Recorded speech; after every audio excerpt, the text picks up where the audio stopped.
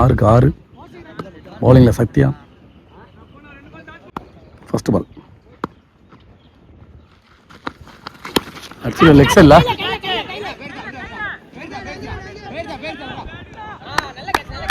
நல்ல கேட்சுங்க, wicket.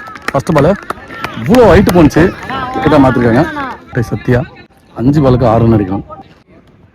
Second ball அடிச்சிருக்காங்க of சைடில், இல்லை ஷார்ட்டுங்க பாயிண்ட்ஸில். பத்ரி நல்ல ஃபீல்டிங்க, 2வது ரன் இருக்கிறாங்க. இங்கே அவுட் ஆகுதான், விக்கெட். ரன் அவுட்டுங்க, ரன் அவுட். தேர்ட் பால் ஸ்ட்ரைக்கில் சூர்யா, நியூ பேட்ஸ்மேன். பால் கேட்டாங்க, லெக் பையில் ஓடுவாங்க. ஒரு ரன் ஓட்டாங்க.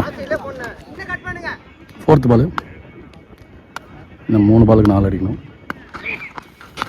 அடிச்சிருவாங்க, கேப்பில் தான் போகுது. பத்ரி எங்கள் ஃபீல்டரு, நல்ல ஃபீல்டிங். த்ரோ எப்படி வருதுன்னு பார்க்கலாம்.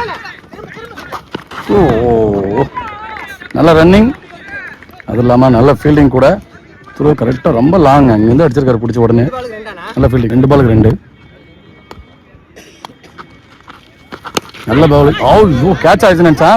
2வது ரன் நிற்பாங்க பத்ரி.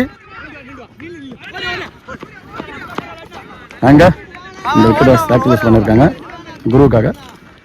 ஒரு ஆளாக தனியால் ஆடிருக்காருங்க, நிறைய ரன் பதிவு பண்ணுறாரு. பவுண்டரி அடிக்கலாம், 2 சிங்கிள்ஸாக நிறைய கொண்டு வந்திருக்காரு. 1 பாலுக்கு 1 மேட்ச் ட்ரா இருக்கு. 1 ஃபீல்டர்ஸ்லாம் உள்ளே போட்டிருக்காங்க, உள்ளே வச்சிருக்காங்க. எப்படி போதுன்னு பார்க்கலாம். என்னங்க 6 பாலுக்கு 6 வெறித்தனமாக போயிட்டு இருக்குங்க மேட்ச்சு. சூப்பராக போட்டிருக்காரு சத்யா. லாஸ்ட் 1 பால் ஒயிட் பால் போட்டாருங்க, மிஸ் பண்ணிட்டார். மேட்ச் வின் பண்ணுறாங்க கும்பகோணம். இவ்வளோ தூரம் போராடி மேட்ச் விட்டுருக்காங்க என்எஸ்என்க்கு. பரவாயில்ல, வாழ்த்துக்கள் 2 டீமுக்கு. சூப்பராக குரு சிங்கிள் மண் விளையாடி கொடுத்துட்டு போயிருக்காரு. நல்ல பேட்டிங்.